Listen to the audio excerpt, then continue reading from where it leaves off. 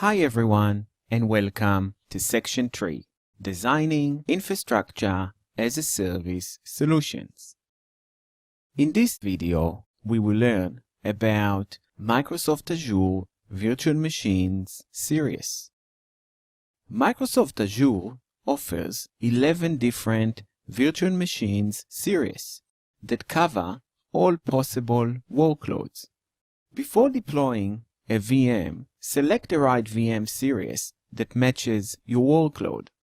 It is critical to the overall performance of your applications to use the correct series.